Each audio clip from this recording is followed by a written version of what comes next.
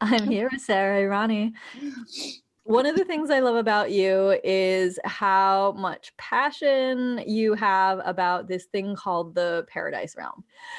Paradise Realm, like, what is the origin of that name that you have for it? Is it something that, you just like came up with one day, or does it like come from somewhere else? Like, where did that come from? It really just came to me as a message from the Datura plants. They were Mm. like, create the paradise realm. And from there, I knew exactly what was meant, from paradise realm, like, oh, I know what it means. I know what the feeling is. I know what it looks like. I know what it feels like. I know what it sounds like. All that like whooshed in just an instant. And that was that. And it made perfect sense because of all the other things I'm passionate and interested about. It was sort of a cohesion of that.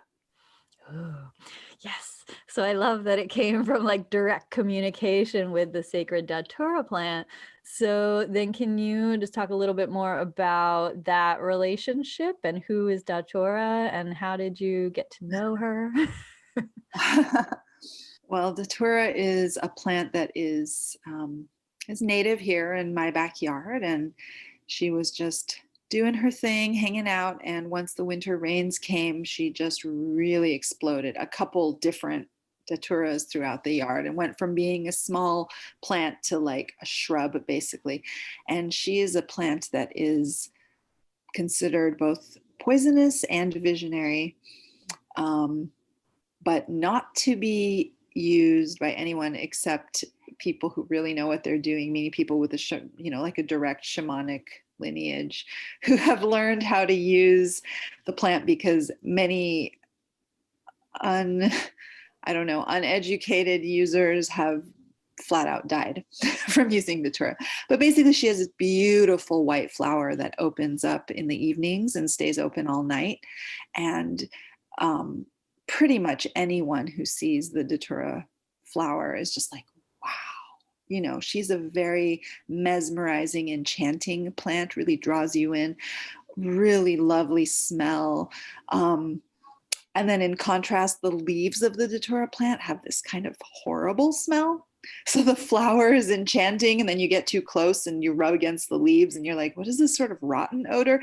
There's a lot. I mean, we could go into a lot, but that's the nutshell. She's a very strong spirit, uh, yeah, very strong spirit of a plant. Mm. Yes, that was how we first bonded originally. It was over our co-emergent journeys with Yeah. her. And she's very tricksy as well. She's a trickster. Yeah. Perfect medicine for these times. Where you're immersed now in co-creating this paradise realm. Have you always been doing that, or? I mean, when I think back when I was a kid, like I didn't grow up around gardens or anything. I kind of grew up in apartment buildings in the suburbs, but I was always into like the ideas of herbalism. I had herbalism books. And then once I got a little older, I experimented with making tinctures. And then here and there, I dabbled in gardening or helped in other community gardens, did some woofing on organic farms as I got older and traveled.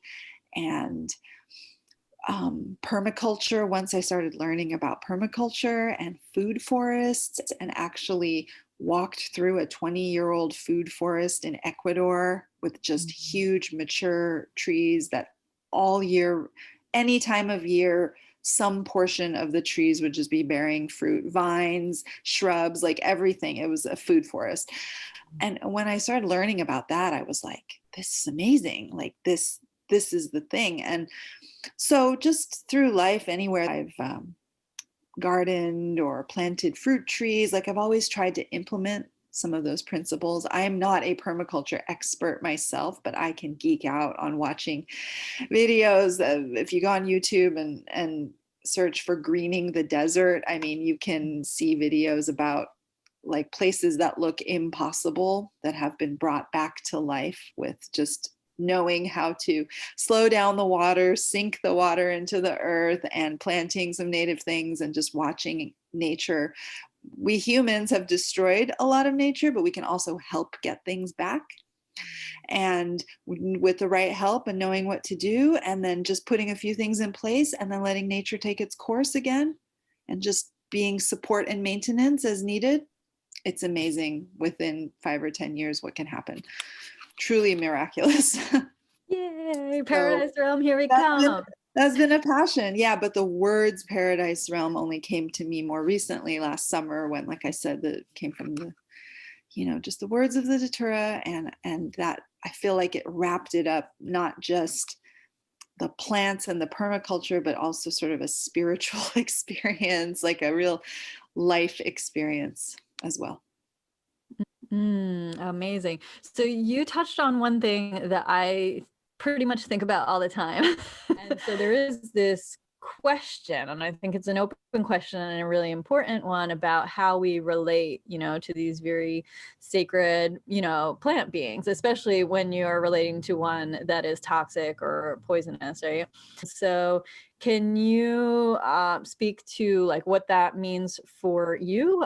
Because I think the reason I'm so interested in this is because I think it goes both ways. I think we have to be incredibly careful and reverent, right? And not just go and like eat the Datura seeds to trip out and then die, right? Like that's one side of the polarity. Yeah. Other side of the polarity is also thinking that, we have to have some kind of like formal education thing or have like lived out in, the jungles of Ecuador for 40 years.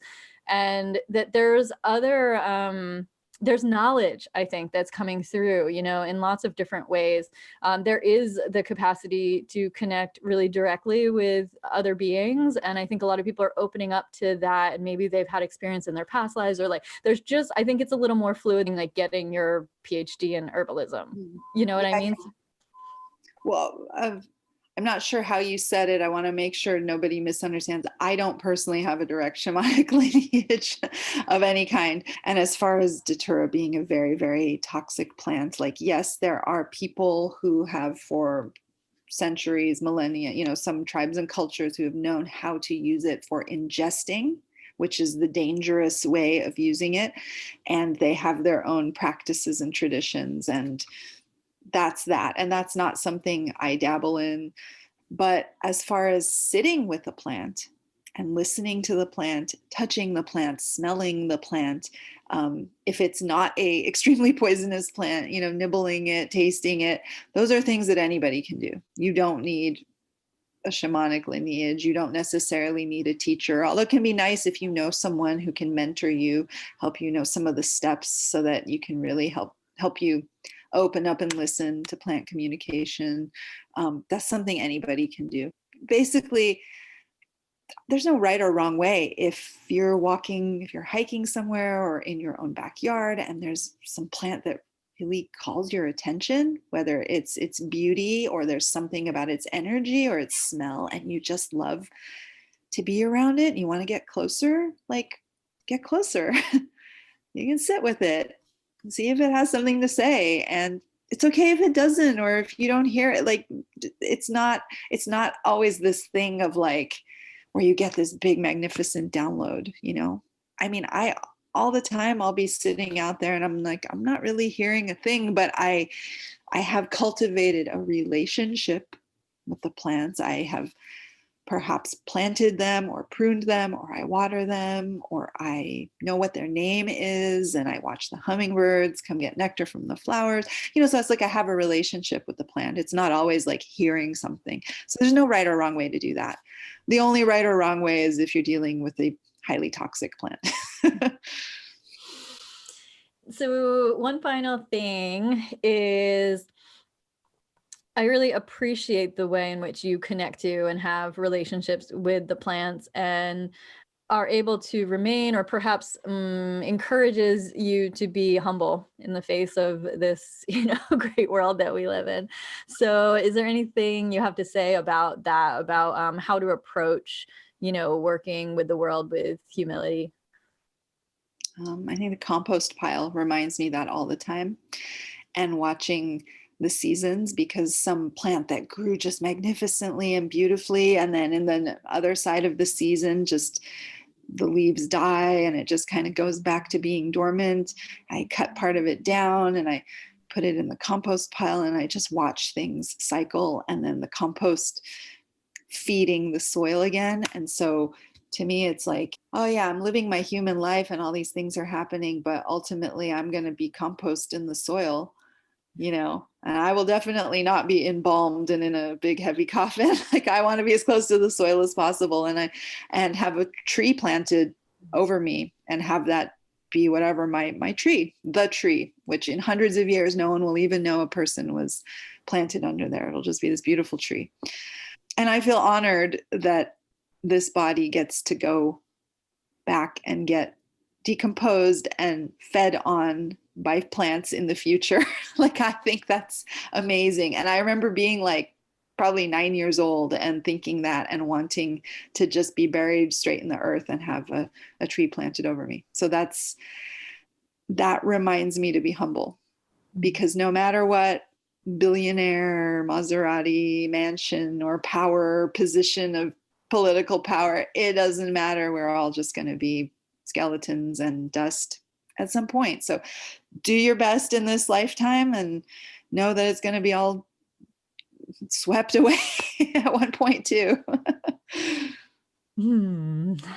Amazing. Thank you for that reminder and that articulation. Do your best. Liberating too. Exactly. Do your best and then be swept away when it's time. What else can we do? Not much. Oh my gosh. Thank you so much for sharing your presence and your beingness with us today. Thank you. This was fun.